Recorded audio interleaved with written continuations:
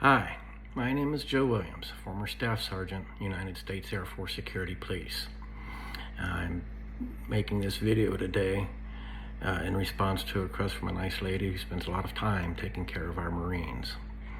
And she asked that maybe I could record one of the talks I give or make a video, and I've chosen to just make a video. I apologize in advance. I am not a professional speaker, obviously not a professional videographer. I don't work from prepared notes. I speak extemporaneously. I apologize in advance if I cry. I'm not going to apologize for that. I have every right to do so. Introduce you to my son. This is my son, my only child, my pride and joy. Lance Corporal Sean Kincaid Williams in the United States Marine Corps Reserve. And I'm giving this talk, and I give these talks because as they closed the casket on my son, as I gave him his final salute, I swore to him that even, just as his life was not a waste, neither would his death be. And you see, my son made a choice that too many of our best and brightest young men and women make. Our brothers and sisters are killing themselves at the rate of 22 per day, roughly 22 per day. This talk is aimed mostly at my brothers and sisters, past, present, future, but it applies to anyone who is fighting demons. We all have demons to fight, and sometimes they become overwhelming. And I hopefully what I say will reach at least some of you who are fighting. The odds are that somebody watching this video is considering killing themselves, especially if you're in the military or have been. The odds are far too good that some of you are considering killing yourselves. And I hope that this message reaches you and encourages you to get help, to fight. A little bit about my son. He was not somebody who anyone ever thought would kill themselves. None of us, his friends, his family, his fellow Marines, nobody saw what happened coming. He was a bright young man, smart, funny, always laughing, always made everyone around him feel good. He was a fierce defender of those he felt needed help, of the weak. I remember when he was not even in kindergarten.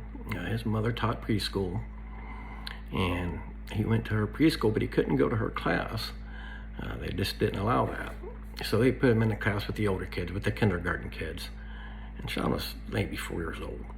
But there was a young kid in that class who kept picking on a particular girl and kept bullying her and picking on her and pushing her, stuff like that. And he would hit her. And Sean was gonna have none of that. A year younger and half that kid's size, and Sean whooped his ass. He got in trouble for it, but I told him he did right. Sean was always willing to stand up for what was right. He loved hunting with us. He loved fishing with us. He loved camping with us. We loved cars. Me and him loved cars. Which was funny because, as he hit his teen years and he started wanting to hang out with me more instead of his mama, when he got his first car, Kathy's like, well, there goes the last of my time with him. You and him will be driving all the time. But he chose his mama. He wanted mama to teach him because he liked spending time with her. And she was so thrilled. And that was some of their best times together. He and his mama were tight. I worked mid shifts. They spent most of their time together. I had always dreamed that Sean would follow me into the security police and their security forces now, but I'd always dreamed of pinning my badge on his chest. It would have been ceremonial because, as I mentioned, they've changed their name and all that. But he chose his own way. Sean was also fiercely independent. And he chose the United States Marine Corps. He liked the brotherhood. But we had a good life. It was a good family. We did a lot of things. We were never rich, frequently very poor, but we had fun. We did a lot of family things, and we were tight. And our little paradise came to an end when Kathy was diagnosed. His mama was diagnosed with breast cancer. At the age of 14, Sean got his first job to help with the bills that come with that illness, come with fighting cancer. And his mama fought and beat the fight, and we thought, we were golden, but cancer recurred, and Sean kept working, and Kathy kept fighting, and at some point it became clear she wasn't going to win the fight. But during the course of that, Sean deployed to boot camp. He joined the Marines and deployed to boot camp. He finished boot camp, worried about his mom. I don't know how worried he must have been, but one of his drill instructors actually let him use his personal phone. I've never heard of such a thing, to call home and check on his mama. Sean had fought beside his mama all those years, worked, provided for her, kept thinking about her. When she entered hospice care after graduating boot camp, she made it up to his graduation, and he went on to the Marine Combat School or Infantry School. I apologize, School of Infantry. But she entered hospice care, and the Marines sent him home.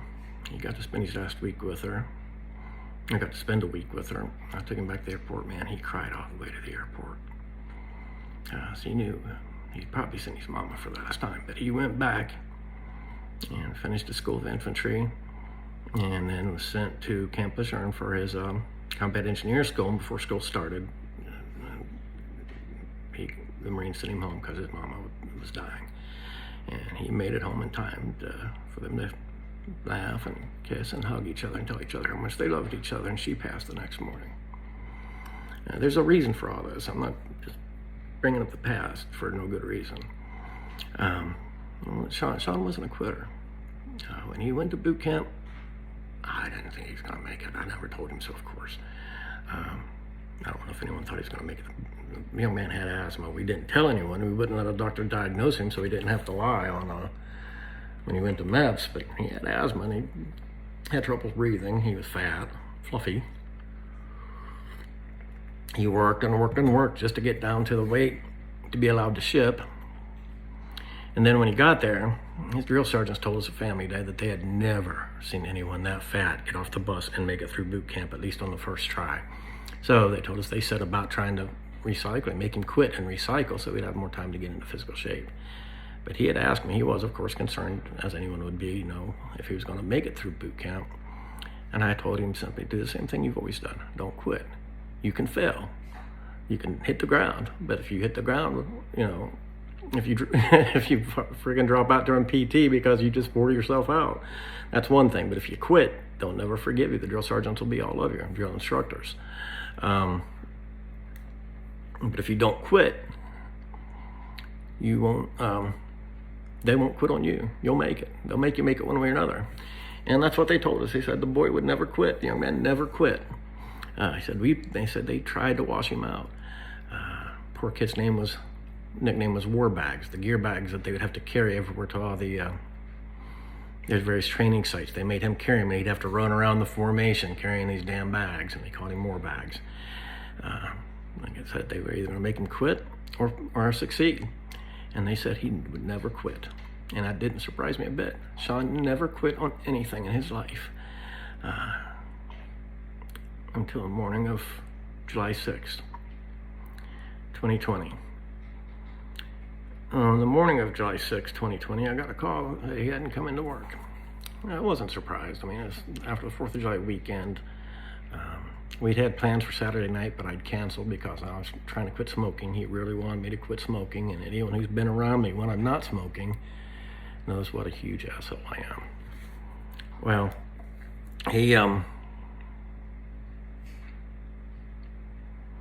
we changed the plans, but he came over on Sunday. He called me every day, even when he was at the School of Infantry. He'd call every day when he could, and at Camp Lejeune, he called every day when he could.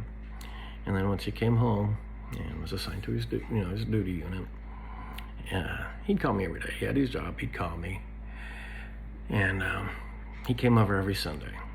And he came over Sunday, July 5th.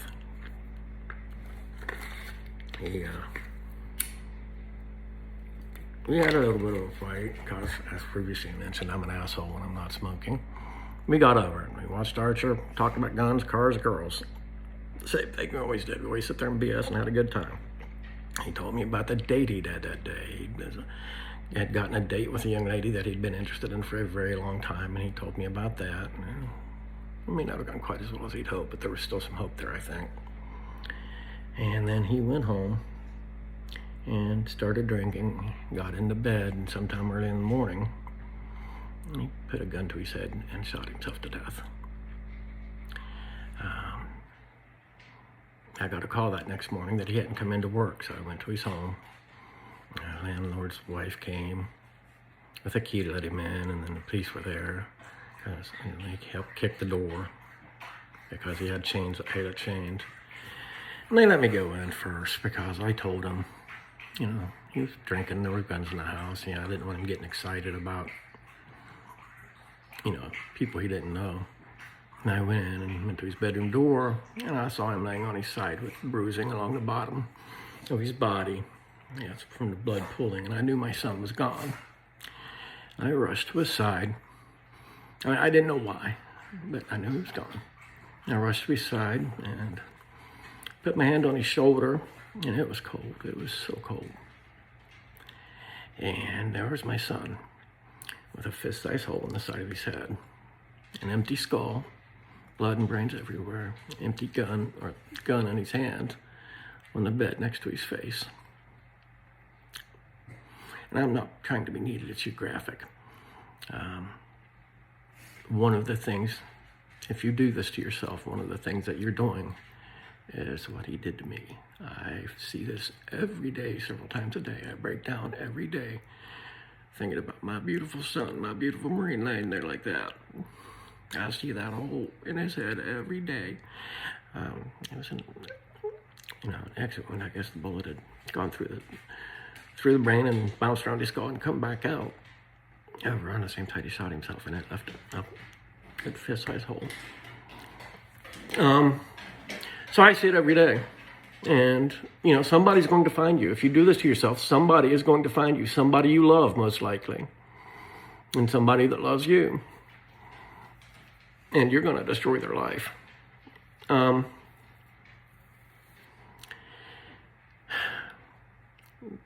There were lots of questions why. We pieced it together over time, with his texts. And me and him had talked some, but he wouldn't talk about his mother very much. And as we pieced together and talking to friends and all that, it pretty much came clear that he blamed himself for his mama dying. It makes sense. We had actually talked about this. He said he should have been home. He should have been home to help take care of her. He was busy training with the Marines instead of taking care of his mama, so he blamed himself for not being home. And it got worse and worse and worse. And I'd asked him, why don't we talk to someone, a preacher, a pastor, or whatever? He's like, no, I'm okay. All right, fine. Well, he wasn't okay, obviously. And he didn't seek the help he needed. He was a warrior. We're all warriors, brothers and sisters. We're all warriors. We're taught to fight our enemies, and he was trying to fight his enemy. He made a fatal mistake when he tried to fight that enemy alone. None of us are taught to fight our enemies alone.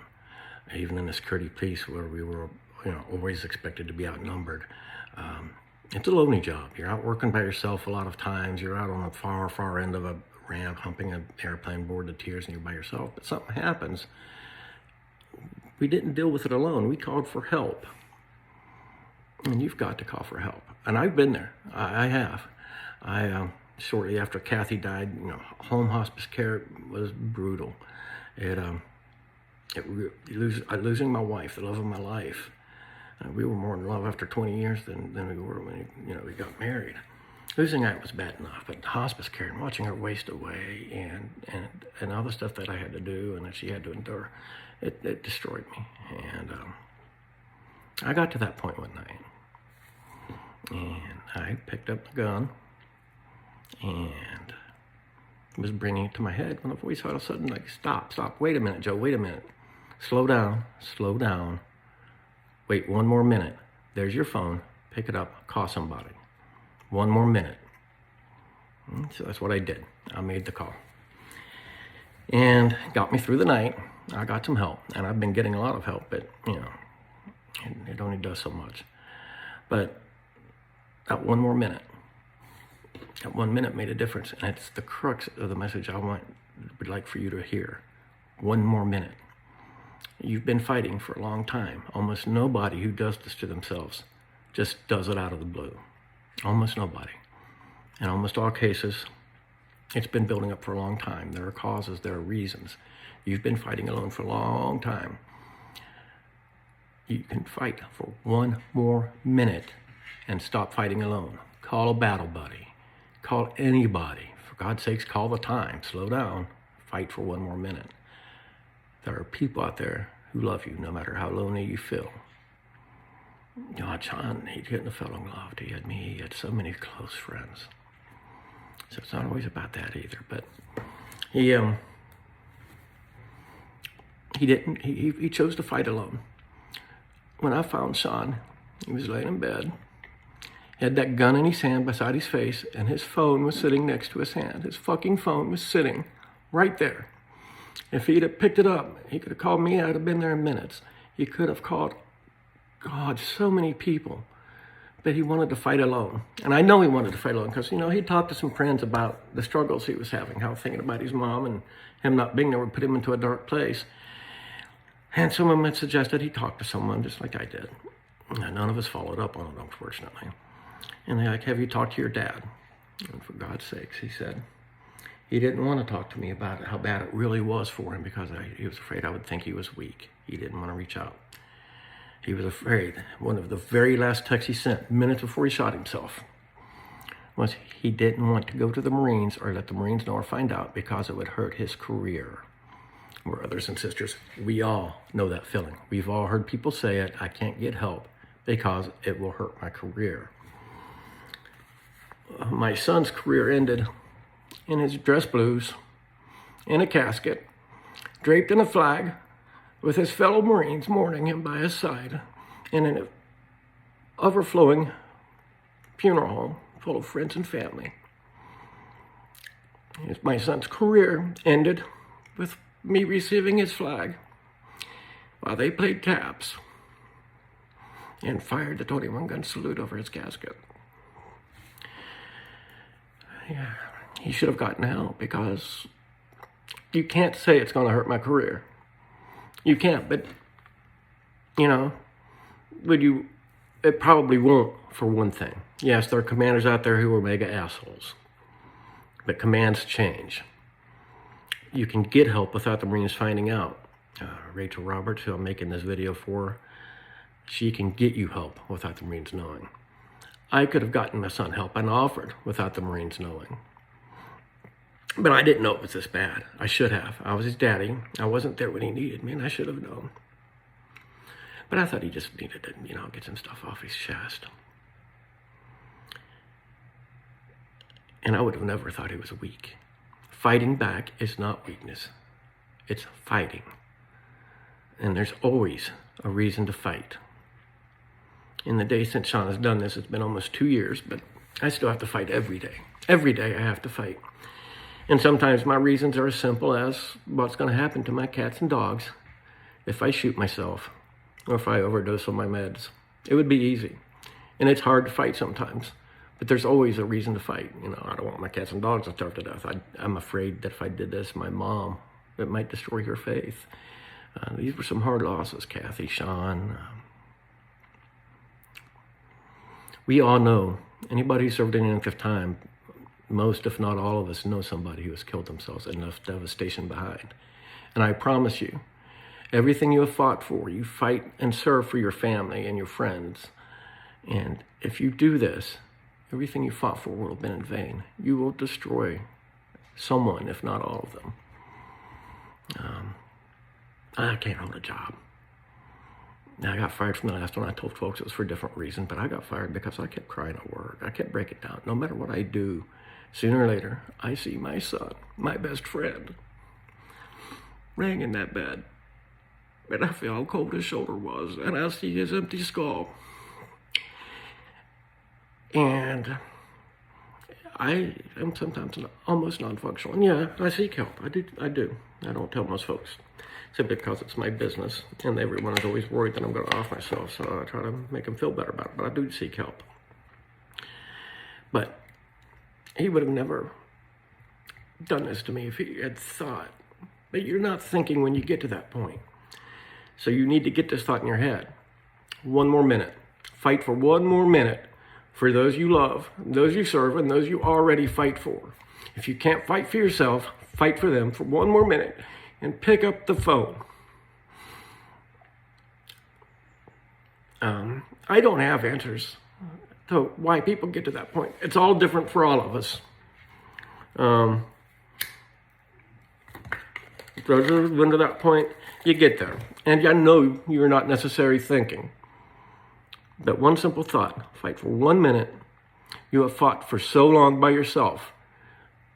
Don't fight. Sean made a fatal mistake, as I've tried to point out. He wasn't a quitter. He never quit on anything in his life until that night, and he didn't really quit then. He lost a fight that he made the mistake of trying to fight alone. And none of us are trying to fight alone. Call a battle buddy. Yeah. Call a battle buddy. You deserve to stay alive. You deserve to live. Whatever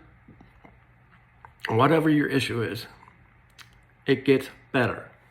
It's an old saw, but a true one. Suicide is a temporary solution or a permanent solution to a temporary problem. It gets better.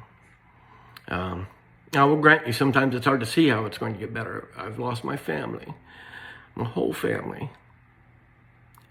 And it's sometimes hard to see how it gets better, but it does get better. It will get better. And you deserve to see it. And your friends deserve to see it with you. Your family deserves to see it with you. Your brothers and sisters in the Marines, in the Air Force, in the Army, they deserve to see it with you. They count on you to get your mission done. They count on you to be their brother and sister. They count on you if they need help. You matter to someone out there. In most cases, you matter to a lot of people. But there's always somebody you matter to. And if you do this, you'll destroy both of you. So 1 minute. It's 1 minute. I know how hard to fight is. I know how bad it can hurt.